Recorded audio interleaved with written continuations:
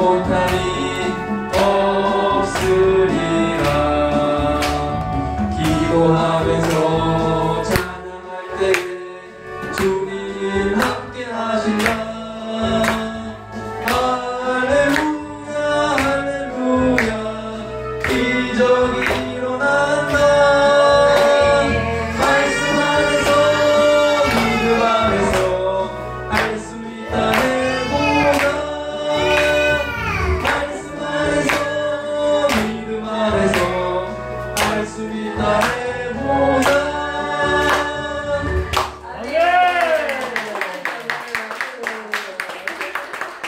잘하셨습니다. 찬양 하나 더 할까요, 우리? 나는 행복해요. 949장.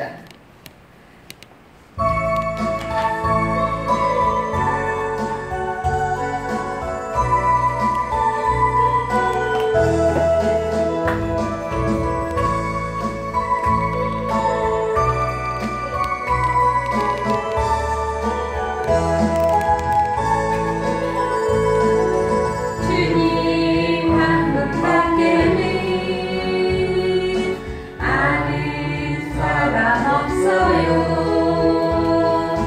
가슴 깊이 숨어있는 주를 사랑하는 나. 주님 한 분밖에는 기억하지 못해요. 처음 주를 만난 그날 울며 고백하는 날 나는 행복해요. 죄사 받았으니 아버지 품 안에서 떠나 살기 싫어요.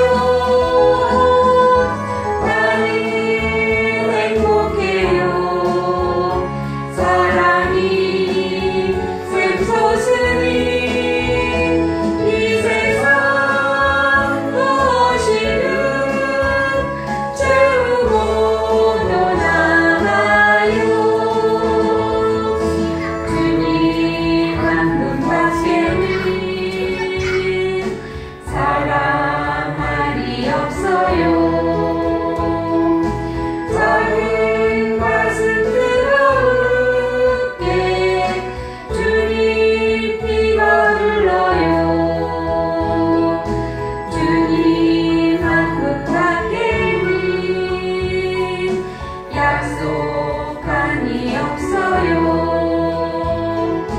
나를 믿고 따르는 자 반석 위에 서리라. 나는 행복해요. 죄사 받았으니 아버지 품 안에서 떠나 살기 싫어요.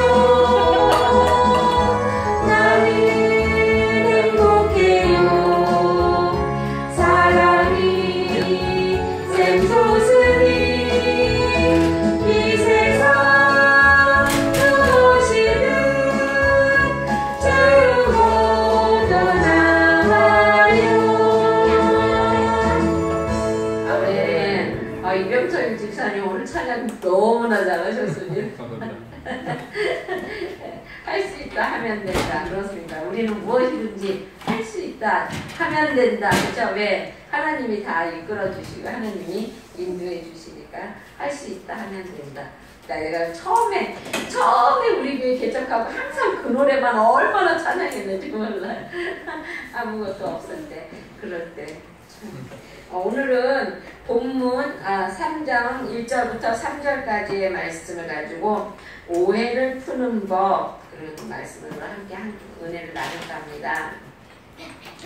오늘 거기에 3절에 보면, 이 3장 1절에 보면 우리가 다시 자천하기를 시작하겠느냐, 우리가 어찌 어떤 사람처럼 추천서를 너희에게 붙이거나 혹은 너희에게 갖거나 할 필요가 있느냐라고 말하고 있어요.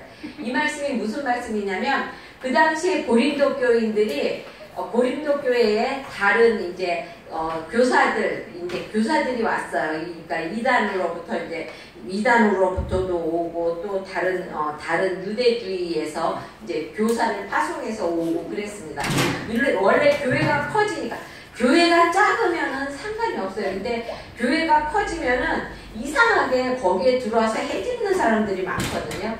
그런데 이 고린도 교회도 마찬가지였습니다. 이제 이단들이 교회가 커지고 성도가 많아지니까 이제 이단들이 교회를 무너뜨리려고 들어오는 거예요. 그런데 그들이 들어올 때 무엇을 갖고 들어오냐면 유대교회, 그러니까 이스라엘 쪽의 유대교 사람들의 추천서를 갖고 들어와요. 그러면서 뭐라고 말하냐면 야 우리들은 이렇게 추천서가 있는데 바울은 무슨 추천서가 있느냐 이렇게 말을 하는 거예요. 바울은 추천서가 없기 때문에 권위도 없고 그 사람은 능력도 없는 사람이다. 이렇게 하고 이제 교인들을 이제 얘기를 하는 거예요. 그러니까 교인들이 처음에는 에이 뭐 그렇게 생각하다가 한 사람 두 사람이 자꾸만 요동을 하게 되면 어떻게 해요? 그게 정말인가? 맞나? 추천서가 있어야 정말 능력이 있는 건가? 추천서가 있어야 정말 권위가 있는 건가? 이렇게 생각을 하게 되는 거예요. 그러니까 지금 이 고린도 교회 교인들이 그 상황인 것이에요. 근데 고린도 교회에 복음의 씨앗을 뿌린 사람이 누굽니까? 그것은 바로 바울이에요. 바울이 고린도 교회를 세웠고요. 고린도 교회에 복음의 씨앗을 뿌린 사람이 바울이에요. 만약 바울이 없었다면 이 고린도 교회가 세워질 수도 없었고 그리고 또 사람들이 그렇게 하나님에 대해서 알 수가 없었던 것이에요. 그러니까 고린도 교인들은 평생 주님과 남으로 살지 모르는 그러한 상황이었다는 것이죠. 그런데 바울이 없었다면 교회도 없고 구원도 받을 수 없죠. 그렇죠? 그리고 또 청거서 따위도 존재하지 않으니까 고린도 교회가 없었다면은 바울이 어떻게 그 청거를 받지도 않고 어떻게 이 교회에 올 수 있겠느냐 이런 말이 필요가 없는 거잖아요. 교회가 자체가 없다면. 그래 만약에 내가 우리 교인들을 딱 세워놨어. 그쵸? 근데 우리 교인들이 그래도 다행히 저는 뭐 학교 이제 졸업한 그게 있고 막 그런 게 이제 학위증이 있고 그러니까 다행이지만 만약에 그런 것이 없이 우리 교회를 세웠어요. 그걸 뭐라 그러지? 그냥 일반인 선교사로 해서 교회를 세웠어. 그래서 내가 막 열심히 하나님을 가리키고 막 이만큼 성장시켜 놨는데 성장시키고 나니까 그 사람들이 당신 무슨 자격이 있어서 우리한테 이렇게 했느냐 그러면은 열불 터지죠. 그렇죠? 얼마나 속이 상하겠습니까? 내가 초등학생을 공부를 잘 가르쳐서 중학교를 딱 들어갔어, 걔가. 내가 가르친 그 실력으로. 그러고 난 다음에 걔가 그 가르친 그 학생이 나한테 무슨 능력이 있어서 나를 가르쳤습니까? 이렇게 만약에 묻는다고 그러면, 그쵸? 얼마나 속상하겠어요. 지금 바울이 이 상황인 거예요. 그러니까, 그런데 바울은 결코 화내지 않았다는 것입니다. 우리가 용서하라는 주님의 명령을 몰라서 이렇게 하는 것이라는 것이 아니라는 것이죠. 알지만 그렇게 하기가 정말 싫다는 것이죠. 그리고 또 용서하자니 너무 괘씸한 거죠. 만약에 내가 가르쳤는데 그렇게 했는데 나중에 들이대면 너무 괘씸하잖아요. 용서가 안 되는 거잖아요. 그렇죠?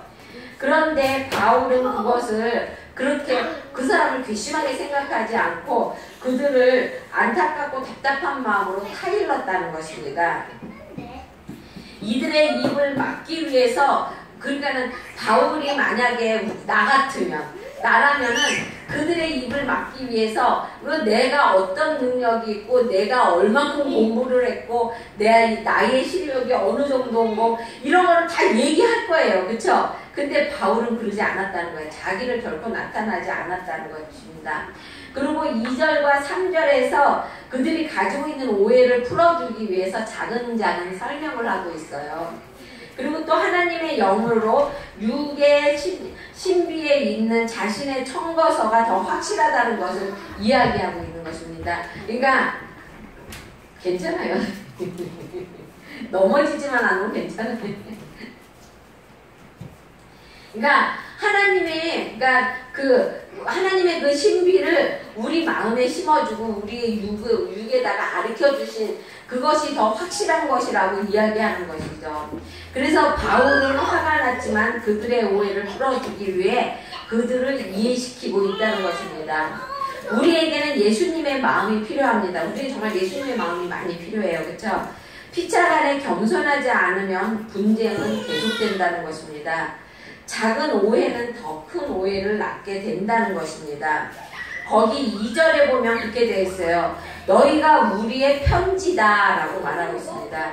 그러니까 그가 복음 전도 사역을 행함으로 거둔 열매가 고린도 교회의 교인들이라는 것이에요. 여러분 편지는 어떤 거예요? 편지 안에는 뭐가 있어요?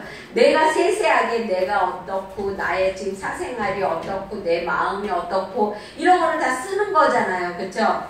근데 그것이 고린도 교인이라는 거예요. 사울의 그 마음이 고린도 교인이라는 것입니다.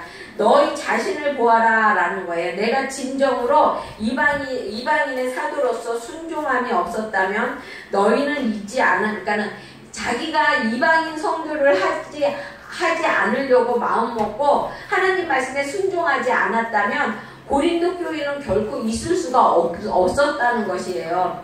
그래서 복음 전도의 열매는 우리 성도임을 확증하는 것입니다. 그러니까 우리가 복음을 전도하고 그 복음 전도한 그 열매가 너네들 성도들이라는 것이에요. 그러니까 그 열매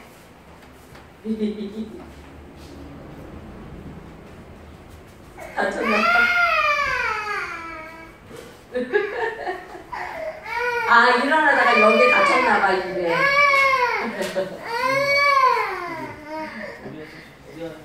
그래서 우리가 복음 전도하는 것은 우리의 열매라는 것이에요. 그러니까 그래서 그 열매를 거두는 자는 성도가 확실하다는 것입니다. 여러분 우리가 누군가를 전도할 때 내 모습이 만약에 지금 바울이 하는 말이 그 말이에요. 내가 만약에 하나님 편에 있지 않고 하나님의 사람으로서 하나님의 모습을 나타내지 않았다면 너네들이 어떻게 나를 믿고 예수님을 믿을 수 있었느냐 이런 말을 하는 것이에요. 우리가 사람들에게 전도를 할 때 어때요? 우리 자신이 하나님의 거울이 되지 않는 결코 전도를 할 수가 없잖아요. 그렇죠? 내가 하나님을 전파하면서 내가 내 생활이 막 누구 말마다 개차반이라고 해야 되나? 막 그러게 되면 어떤 사람이 나를 믿고 예수님을 따르겠어요. 그렇죠? 너나 잘 믿어라 이런 말 하지 않겠습니까? 그렇죠? 그러니까 바울이 지금 하는 말이 그 말이에요. 그리고 또 거기 이렇게 썼습니다. 너희는 우리로 말미암아 나타난 그리스도의 편지라 라고 말하고 있습니다. 고린도 성도들이 자신들의 복음 증거로 인해서 이 세상에서 그리스도의 편지가 되었다는 것이죠. 그러니까 자기 복음은 내가 복음을 전한 그 증거자가 너희다 이러는 것이에요. 그러니까 그것으로 말미암아 무사람들도 그리스도를 알게 되었다는 것이죠. 복음을 증거하고 열매를 맺는다는 것은 진정으로 복된 일이라는 것입니다. 복음을 증거하는 것은 해산의 수고만큼이나 어렵습니다. 여러분 한 사람을요 하나님 믿게 한다는 게 얼마나 어려운지 몰라요. 우리 마음 같아서는 금방 믿을 것 같잖아요. 그렇죠? 그런데 그게 안 그렇다는 것입니다. 복음을 증거하다 보면 참으로 낙담할 때가 참 많이 있는데요. 10번을 찾아가도 단 한 번도 문을 안 열어주는 사람도 있고요. 그리고 또 문을 두드리고 초인종을 아무리 눌러대도 못 들은 척하는 사람도 있습니다. 그리고 또 구원의 길을 알려주려고 해도 거절하는 사람이 엄청 많다는 것입니다. 옛날에 그 성남에 있는 모란수목원교회 그 전도사님은요 복음 전하다가 뜨거운 물을 그냥 거기서 냅다 집어 던지는 바람에 뜨거운 물을 쓴 일도 있어요. 우리는 그 정도로 복음 전하려고 노력 안 하잖아. 그쵸? 하지만 우리 아무리 거절을 당하고 자존심이 상해도 또 매를 맞고 심지어 죽임을 당할지라도 복음 증거는 계속되어져야 한다는 것입니다. 이게 왜냐하면 지상명령이에요. 예수님께서 그러니까 하늘로 승천하시면서 우리에게 내려주신 명령이 그것이에요. 그러니까 사도행전 8장 1절인가 1장 8절인가 한번 볼까요? 사도행전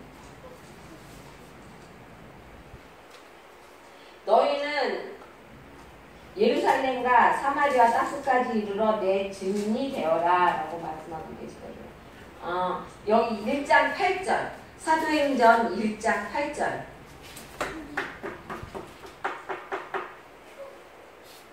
이게 하나님 예수님께서 하늘로 올라가시면서 땅에 있는 사람들에게 준 말씀이에요. 그래서 이거 지상 나 금방 얘기하고 있었거든요. 한번 읽어보겠습니다. 오직 성령이 너희에게 임하시면 너희가 권능을 받고 예루살렘과 온 유대와 사마리아 땅끝까지 이르러 내 증인이 되리라 하시니라. 증인이 되리라는 것이에요. 그러니까 예수님이 어떻게 살았고 예수님이 무엇을 전했고 예수님의 어떠한 마음과 어떠한 사랑으로 이 세상을 이렇게 살아가셨는가 증인이 되라는 거예요. 그러니까 그들에게 전도하라는 것이에요. 그래서 이 전도는 꼭 해야, 해도 그만 안 해도 그만이 아니라 꼭 해야 되는 것입니다. 그러니까 아무리 거절당하고 나에게 아무리 아픔이 와도 꼭 그리고요 주님의 말씀은요 내가 전하지 않으면 다른 사람이라고 꼭 전하기 때문에 복음은 전하게끔 되어 있는 것입니다. 근데 이왕이면 전해져야 하는 복음이 내 입을 통해서 전해진다면 나에게도 영광이고 또 나에게 상급이고 그쵸? 하나님께도 영광이고 얼마나 좋아요. 그것은 바로 한 영혼의 가치와 그를 향하신 주님의 사랑을 알기 때문에 그렇다는 것이죠. 그 한 사람을 향한 하나님의 사랑, 주님의 사랑, 어떤 사랑이에요? 그 한 영혼을 위하여 목숨을 버린 거잖아요. 그러한 사랑의 값어치를 우리는 알고 있기 때문에 그렇습니다. 나에 대한 주님의 사랑 그리고 죽어가는 영혼을 위한 사랑을 우리가 알기 때문에 우리는 복음을 전파하지 않을 수가 없다는 것입니다. 내게 임한 주님의 은혜의 사랑에 감격하고 그 사랑이 다른 영혼을 향해서도 동일하게 임함을 아는 사람은 결코 가만히 있지 않는다는 것이에요. 그러니까 내가 누군가를 전도를 했어. 근데 그 사람이 또 누군가를 전도해. 이거를 아는 사람은 전도를 안 할 수가 없다는 것이에요. 왜 그러냐면 요새 다단계가 굉장히 유행하잖아요. 그렇죠? 내가 누군가를 전도를 하면 그 사람이 또 전도하고 그러다 보면 점점점 넓어지는 거잖아요. 그렇죠? 한 사람이 두 사람이 되고 두 사람이 네 사람이 되고 이렇게 배수로 넘어가니까 이게 그래서 우리는 전도를 안 할 수가 없다는 것이에요. 왜 그러냐면 예수님께서 분명히 말씀하셨잖아요. 땅끝까지 이르러 내 증인이 되어라 라고요. 그리고 또 성령의 역사 없이는 영적인 새 생명은 나타나지 않는다고 말하고 있습니다. 거기 3절에 보면 그렇게 되어 있어요. 이는 먹으로 쓴 것이 아니요 오직 살아계신 하나님의 영으로 쓴 것이며 라고 말하고 있어요. 그거는 그들이 하나님의 영 그러니까 성령으로 거듭나게 되었다는 것을 말하는 것입니다. 오직 사람은 성령으로 거듭날 수밖에 없다는 것이죠. 엊그저께 이제 우리 엄마 돌아가셨을 때 이제 우리 전도사님 이제 후배들이 왔어요. 근데 이제 그 후배하고 이런 얘기 저런 얘기를 하다 그런 얘기를 했습니다. 사람이 변화되기는 참 어려워요. 그렇죠? 근데 우리가 볼 적에는 그 사람이 전혀 변하지 않았다가 어느 날부터 갑자기 막 변하기 시작해. 그쵸? 그러면 그 사람이 하나님 예수를 믿고 변하는데 그러면 예수님을 처음에 믿을 때부터 변함이 없었을까요? 아니라는 것입니다. 예수님을 처음에 믿을 때부터 그 사람은 이미 예수님이 내 안에 들어가면은요 그때부터 우리 눈에 뜨이지 않아서 그렇지 그 안에서부터 조금씩 변화가 일어난다는 것입니다. 근데 우리가 보는 것은 무엇을 보는 거예요? 겉으로 나타나는 것을 보는 거예요. 그 안에 있는 것은 누구만 알아요? 하나님만이 아는 거예요. 그러니까 하나님은 그 사람이 예수를 믿기 시작하면 그때부터 그 사람을 하나님이 만져주시고 역사하신다는 것이에요. 그러니까 우리가 보기에 저 사람이 갑자기 변했다고 생각하는데 갑자기 변한 것이 아니라는 것입니다. 처음부터 하나님이 조금씩 손을 대셨고 단지 사람이 보기에 우리가 보기에만 갑자기 그렇게 변한 것 같이 느껴진다는 것이에요. 그래서 왜 바리새인 그 니고데모가 예수님을 찾아갔었잖아요. 그죠? 그래갖고 하나님 예수님 내가 어떻게 해야 거듭날 수 있습니까? 그랬을 때 뭐라고 그랬어요? 물과 성령으로 거듭나야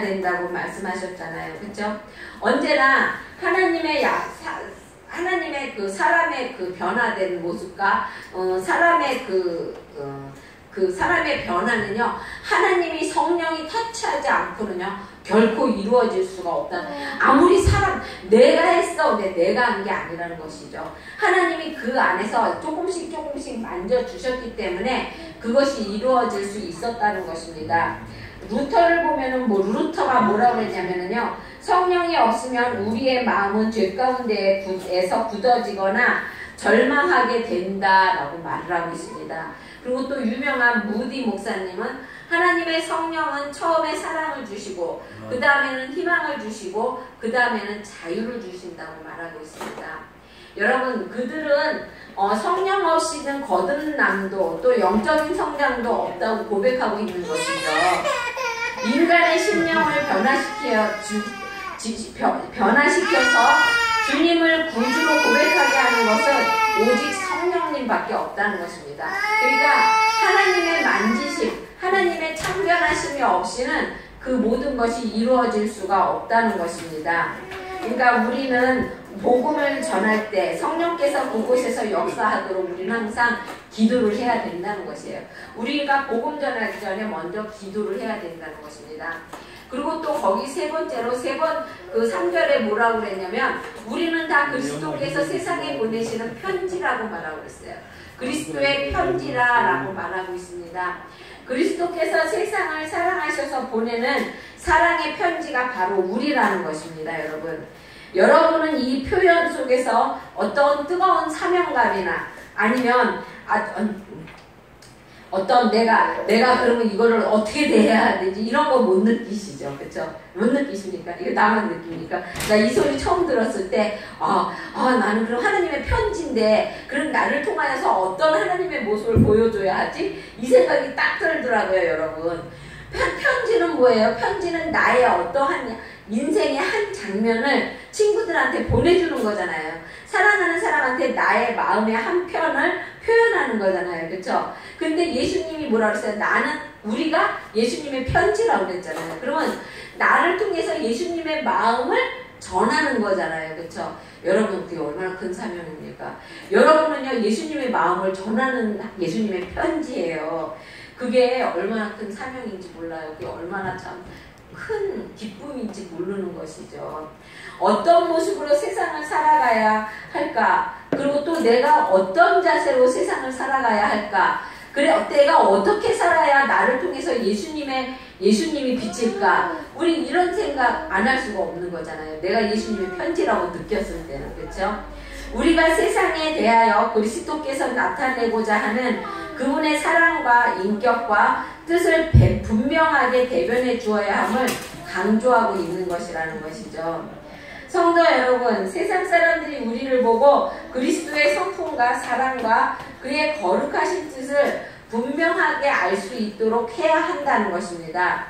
이에 우리는 항상 그리스도의 사랑을 전하고 그리고 또한 주의 말씀으로 옷 입음으로써 올바른 그리스도인의 인격과 뜻을 세상 사람들에게 널리 전해줘야 한다는 것입니다. 그러니까 나를 통해서 나를 봐봐 나를 보면 예수님이 보이지 않니? 이 정도로 말할 수 있는 나의 행동이 되어야 한다는 것이죠.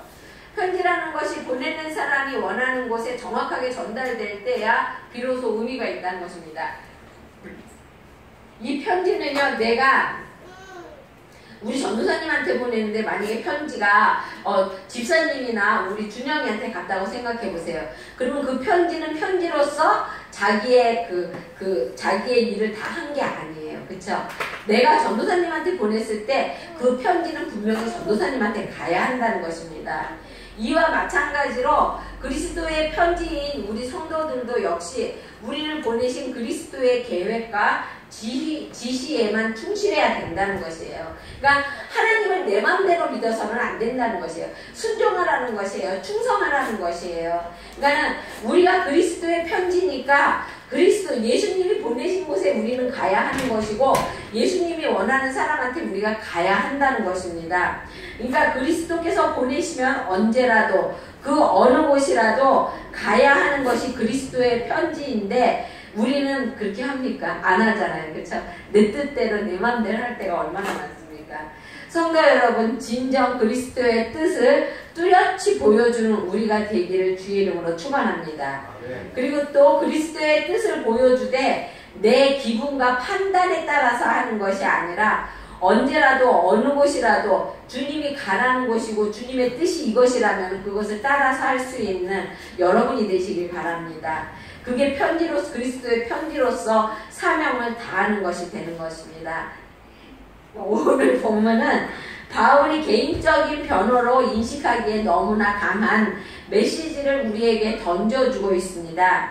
인생을 살면서 또 우리가 교회를 다니면서 많이 듣는 말씀 중에 하나가 세상의 빛과 소금이 되라고 하는 것입니다. 그런데 그 말씀이 진정으로 여러분의 영혼을 울리고 있습니까? 여러분, 내가 진정으로 이렇게 살았구나 생각하고 있습니까? 우리는 주님의 부르심을 받은 성도라는 것입니다. 이 땅에서 주님의 자녀인 성도로 살아가도록 임명된 사람이라는 것입니다. 그러므로 우리 각자도 부름받은 성도로서 의무와 책임이 우리에게 있다는 것입니다. 주님을 위해서 할 일이 있습니다. 우리는 그것을 주님과 동행함으로써 행해야 한다는 것입니다. 그러니까 우리가 우리 마음대로 행해서는 안 되는 것이고 주님과 동행함으로써 주님의 뜻에서 함께 해야 된다는 것이죠. 그것을 이루기 위해서 삶에서 끊임없이 노력하면 반드시 성령 하나님의 역사를 우리는 체험하게 될 것이라는 것입니다. 그러니까 우리가 그리스도의 향기를 나타내고 그리고 또 그리스도의 뜻을 행하면서 그리스도와 한 걸음 한 걸음 밟아쳐 나가게 되면은 성령이 우리에게 역사하시는 그것을 우리가 체험할 수 있다는 것입니다. 그리고 또 우리 마음에 나는 예수님을 몰라요 이렇게 말을 할지 몰라도 우리가 거부할 수 없는 그 확실한 증거를 우리에게 주신다는 것입니다. 그러니까 우리는 주어진 하루를 최선을 다해서 살아가면서 하나님을 만나고자 노력하고 또한 주님의 뜻이 무엇인가를 알려고 할 때 그럴 때 우리는 주님이 우리에게 확실하게 증거를 보여주시고 그리고 또 확실하게 주님의 뜻을 알려주신다는 것입니다. 그런 성도가 되기를 주의 이름으로 축원드립니다. 기도하겠습니다. 사랑해 주님